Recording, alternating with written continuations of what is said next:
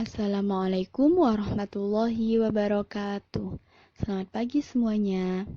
Bagaimana kabar kalian hari ini? Semoga kalian semua dalam keadaan sehat selalu ya. Hari ini kita akan belajar tema 3, benda di sekitarku, subtema 2, wujud benda, pembelajaran 5 dan 6. Untuk materi yang pertama yaitu bahasa Indonesia, wujud benda. Setiap benda mempunyai sifat dan fungsinya masing-masing. Berdasarkan wujudnya, benda dibagi menjadi 3. Yang pertama, benda padat. Benda padat adalah benda yang memiliki sifat dan volume yang tetap. Sifat-sifat benda padat. Yang pertama, bentuknya tetap. Benda padat saat diletakkan di mana saja bentuknya akan tetap dan tidak berubah. Yang kedua, volumenya tetap. Ukurannya juga tetap. Yang ketiga, mempunyai berat. Contoh benda padat yaitu buku, kayu, batu, meja, dan tanah. Selanjutnya yang kedua yaitu benda cair. Benda cair adalah benda yang sifat dan bentuknya berubah-ubah sesuai dengan wadahnya. Sifat-sifat benda cair yang pertama, bentuknya tidak tetap sesuai dengan tempatnya. Jadi untuk benda cair ini bentuknya akan menyesuaikan tempatnya. Yang kedua, volumenya tetap. Yang ketiga, benda cair dapat mengalir dari tempat yang tinggi ke tempat yang rendah.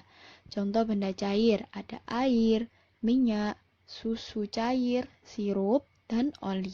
Itu adalah contoh benda cair. Selanjutnya yang ketiga yaitu benda gas. Gas tidak dapat digenggam seperti benda padat. Dan sebagian besar gas tidak dapat dilihat atau tidak terlihat. Namun, ada benda gas yang dapat dilihat. Contohnya adalah awan dan asap. Sifat-sifat benda gas yang pertama tidak dapat digenggam. Yang kedua, mengisi seluruh ruangan yang ditempati. Contohnya, udara saat di dalam balon. Udara tersebut akan mengisi seluruh ruangan yang ada di balonnya. Yang ketiga, bentuknya mengikuti wadah dan tempatnya. Bentuk benda gas akan mengikuti sesuai dengan tempatnya. Yang keempat, memiliki volume dan massa yang mudah berubah. Jadi volume dan massanya tidak tetap atau bisa berubah-ubah. Contoh benda gas yaitu ada udara, asap, awan, dan uap air. Untuk tugas bahasa Indonesia, buka kitab tematik kalian di halaman 109. Kerjakan kitab tematik di halaman 109. Selanjutnya yang kedua yaitu materi PPKN, gotong royong dan hidup sederhana. Gotong royong merupakan salah satu penerapan dari sila kelima Pancasila. Dalam gotong royong juga menerapkan sikap tolong-menolong. Nilai-nilai positif dalam gotong royong antara lain yang pertama ada kebersamaan, persatuan, rela berkorban, tolong-menolong, dan sosialisasi. Hidup sederhana. Hidup sederhana artinya hidup sesuai kebutuhan dan tidak berlebih-lebihan. Gaya hidup sederhana adalah cerminan dari sikap rendah hati, tidak sombong, dan sikap peduli terhadap sesama. Orang yang hidup sederhana akan mendahulukan kebutuhan daripada keinginannya. Jadi yang butuh dulu yang dilakukan daripada yang kita inginkan. Hidup sederhana sangat penting untuk diterapkan dalam kehidupan sehari-hari karena membuat kita menjadi peduli dengan sesama dan memiliki rasa kesetiakawanan yang tinggi. Contoh hidup sederhananya yaitu ketika kita ingin membeli sepeda baru, tapi kita masih memiliki sepeda yang lama dan masih bisa digunakan. Jadi, karena kita masih punya sepeda yang bisa digunakan, uangnya bisa ditabung untuk keperluan yang lainnya, untuk kebutuhan yang lainnya. Untuk tugas PPKN, tuliskan pengalamanmu melaksanakan hidup sederhana di rumah, tulis di kitab tematik halaman 109. Selanjutnya, materi yang ketiga yaitu materi matematika, mengukur berat benda dengan satuan baku. Mengukur berat benda dengan satuan baku. Alat untuk mengukur berat adalah timbangan. Satuan yang digunakan adalah kilogram atau gram. Macam-macam jenis timbangan. Yang pertama ada timbangan duduk atau timbangan kue. Digunakan untuk menimbang tepung, telur, atau gula. Yang kedua ada timbangan pasar atau biasa disebut timbangan warung. Timbangan ini digunakan untuk menimbang buah atau cabai. Yang keempat ada timbangan neraca. Timbangan ini digunakan untuk menimbang perhiasan. Dan yang keempat ada timbangan badan atau timbangan gantung. Nah, kedua timbangan ini fungsinya sama, yaitu untuk menimbang berat badan. Untuk timbangan gantung ini biasanya digunakan untuk mengukur berat badan bayi. Contoh menimbang barang berat benda menggunakan timbangan duduk. Hasil pengukuran dapat dilihat dari angka yang ditunjukkan oleh jarum timbangan. Contohnya di sini ada labu ditimbang menggunakan timbangan duduk.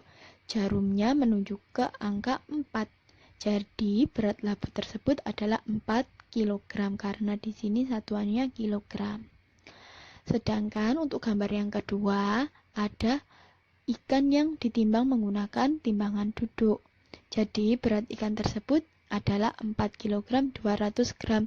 Kenapa 200 gram? Karena jarumnya menunjukkan ke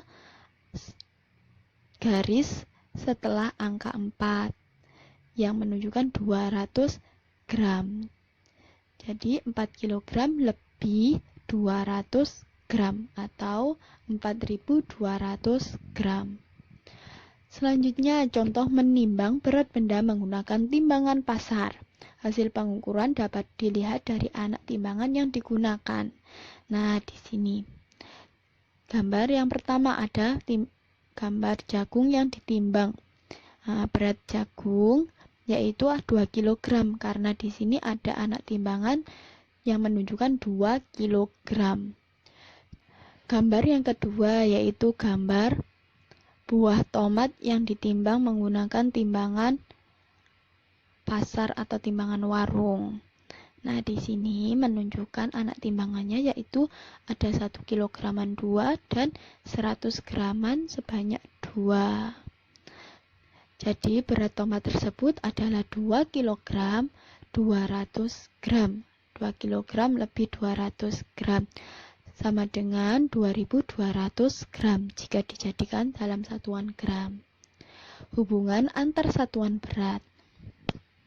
Satuan berat yang biasa kita gunakan sehari-hari antara lain yaitu ada kilogram, hektogram atau ons, gram, kuintal, dan ton. Perhatikan hubungan satuan-satuan berat berikut ini. Nah, di sini ada tangga satuan berat di mana urutannya yang pertama ada kg, kilogram, hg, hektogram atau ons, dag, gram, dg, cg, dan mg. Nah, ketika kita ingin merubah satuannya, perhatikan tangga.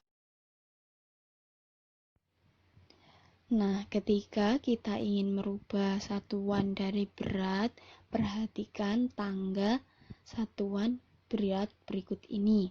Contohnya, 1 kg sama dengan 10 ons atau Hg. Nah, 10 ons atau Hg ini sama dengan 1000 gram. Nah, kenapa bisa begitu? Karena kilogram ke Hg atau ons itu turun 1 tangga. Jadi dikalikan 10. 1 kali 10, 10. Sedangkan Hg atau ons turun 2 tangga ke gram, yaitu 1, 2. Nah, dikalikan 100. Jadi 10 dikalikan 100 yaitu 1000 gram. Nah, 1 Hg atau ons sama dengan 100 gram. 1 kuintal sama dengan 100 kg. Sama dengan juga sama dengan 1000 Hg atau ons. 1 ton sama dengan 10 kuintal sama dengan 1000 hektogram atau ons. perhatikan contoh soal berikut ini. 10 kg sama dengan titik-titik gram. Karena 10 kg di sini dan gram di bawahnya berarti dikalikan. Dikalikan berapa? 1, 2, 3. Nah, dikalikan 10-nya 3 kali atau 1000. Jadi 10 dikali 1000 yaitu 10.000 gram. Perhatikan untuk soal yang nomor 2 di sini. Di sini yaitu ada soal 200 ons sama dengan titik-titik kilogram. Nah, karena tempatnya ons di bawahnya kilogram, jadi ons ke kilogram naik 1 tangga. Nah, ketika naik dibagi 10. Setiap 1 kali naik dibagi 10. Jadi 200 dibagi 10 sama dengan 20 kilogram. Untuk tugas matematikanya, silahkan kerjakan kitab tematik kalian di halaman 103, 112, dan 113, yaitu nomor 5-nya 113. Kerjakan di kitab tematik kalian. Demikian untuk pembelajaran hari ini. Bu Fatim akhiri sampai di sini terlebih dahulu. Sampai jumpa di pembelajaran selanjutnya. Wassalamualaikum warahmatullahi wabarakatuh.